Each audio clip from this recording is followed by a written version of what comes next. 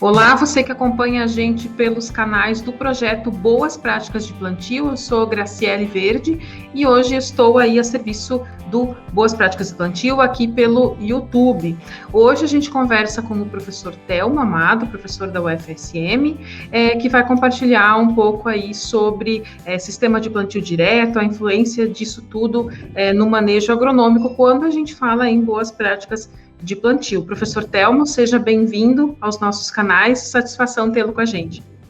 Obrigado, Graciele. Minha saudação a todos que nos acompanham nas boas práticas de plantio. Tá certo. Professor, para a gente começar a nossa conversa em relação a esse assunto, quando a gente fala em sistema de plantio direto, né, a gente está aí em pleno inverno já, né, várias áreas já sendo semeado trigo, outras em função da chuva ainda aguardando, mas quer dizer, a importância de a gente ter essa cobertura nesse momento e o que de novidade é que o professor pode compartilhar do ponto de vista da academia, justamente sobre a importância, né, disso para a manutenção da qualidade do solo e tudo mais. Bom, um dos principais fundamentos do manejo de solo é manter a sua cobertura. Então, realmente, a gente deveria deixar o solo o mínimo possível de tempo sem uma cultura que esteja protegendo ele. Então, antes da cultura do trigo, muitos agricultores utilizaram o nabo forrageiro. Eu tenho trabalhado bastante com o nabo forrageiro, estou em contato com o pessoal de fora do Brasil, dos Estados Unidos, da Universidade de Maryland, e eles têm muitos trabalhos em cima dos benefícios que o nabo forrageiro pode trazer para o sistema produtivo. Esses benefícios, além da ciclagem de nitrogênio, potássio, enxofre, também tem estudos mostrando que o nabo forrageiro aumenta a infiltração de água no solo. Nós mesmos temos estudos no Brasil também de que houve um aumento muito importante da infiltração de água no solo. E tem alguns estudos conduzidos aí lá nos Estados Unidos pela Universidade de Maryland, que mostram que o nabo forrageiro também teve um efeito na redução do ataque de nematóides. Então, quer seja pela melhoria dos atributos químicos, físicos ou biológicos do solo, a utilização do nabo forrageiro como cultura antecedente ao trigo é uma ótima opção. Muitos agricultores estão utilizando o plantio no verde, que é assim que o pessoal está denominando, que consiste em interromper o ciclo do nabo e fazer a semeadura com essas plantas ainda em fase vegetativa. E o nabo forrageiro, ele possui 90% de água no seu conteúdo. Então, realmente, e uma relação CN baixa.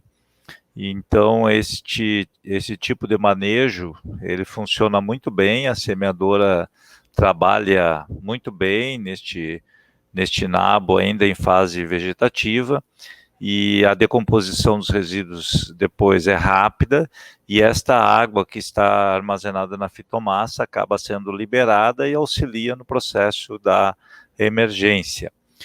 Além de toda a biota do solo, que é favorecida pela adição de um resíduo de alta qualidade em termos de composição química. Então, eu diria para você que essa é uma novidade assim, que já vem sendo utilizada há uns 2 anos aqui no Rio Grande do Sul.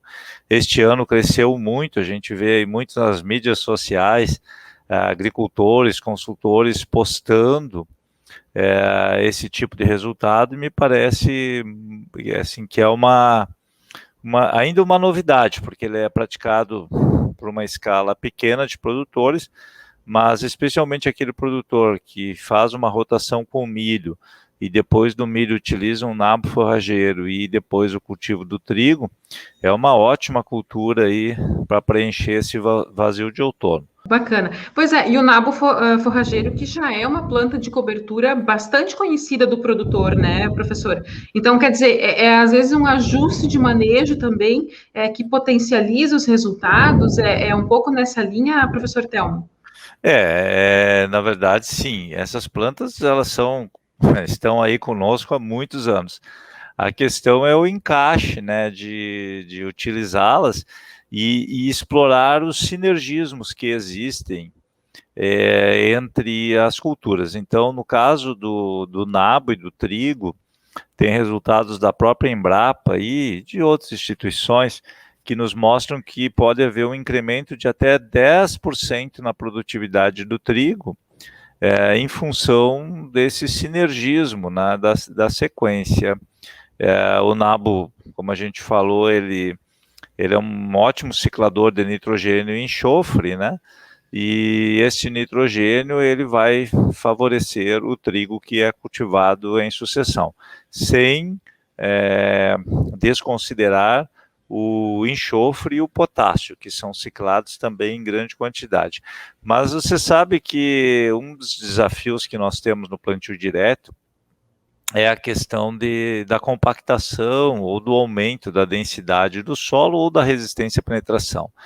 E o nabo forrageiro, ele tem essa capacidade, por ter uma raiz bastante agressiva, que cresce em camadas adensadas, ele tem a capacidade de melhorar, então, a armazenagem de água no solo, porque, embora a gente esteja vivendo um período eu diria assim, de pouca chuva, mas quando vem a chuva, às vezes ela vem numa intensidade muito grande.